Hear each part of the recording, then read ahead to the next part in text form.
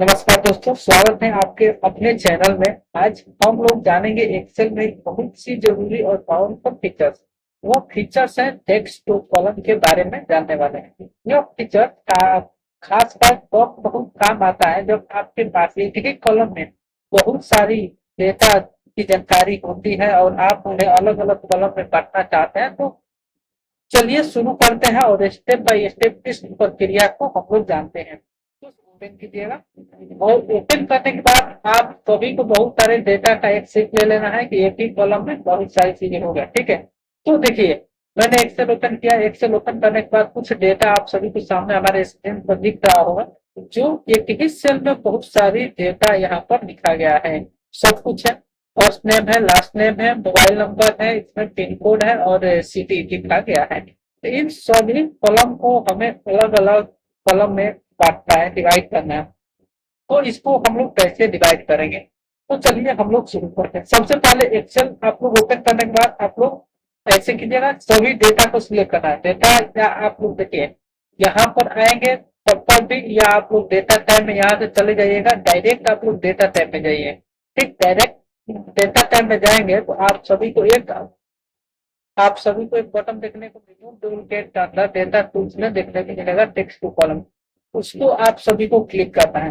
Click करेंगे तो आप सभी को ये जो है अलग अलग डिवाइडेड में बढ़ जाएगा। मान लीजिए मेरे पास ये डेटा हुआ है, इसी के ऊपर हम लोग करके दिखाएंगे। ठीक है, तो आप सभी को मैं बता दिया कैसे किया जाता है। तो सारे डेटा को हम लोग एक बार क्लिक कर सिलेक्ट कर लेते हैं। सिलेक्ट करने के बाद हम चले जाएंगे होम टैब में, यानी कि डेटा टैब में। डेटा टैब में जाने के बाद फिर हम लोग जाएंगे टेक्स्ट टू कॉलम में।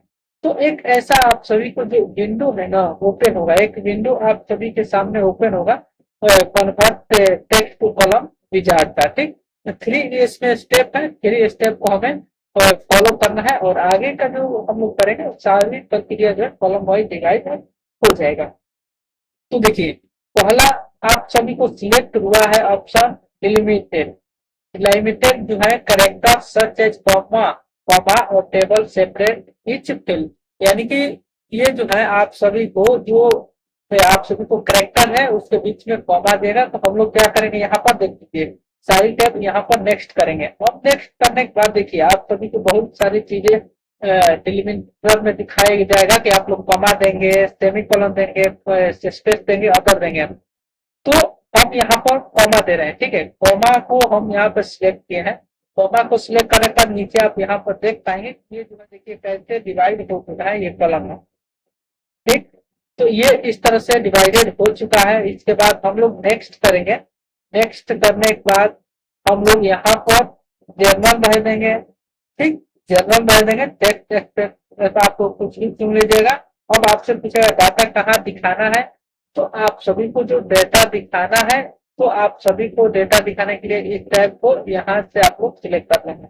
ये डेटा हो गया और आप सभी को क्या करना है, अब यहाँ पर आप सभी को फिनिश करना है। ठीक है, आप सभी को यहाँ पर फिनिश करना है।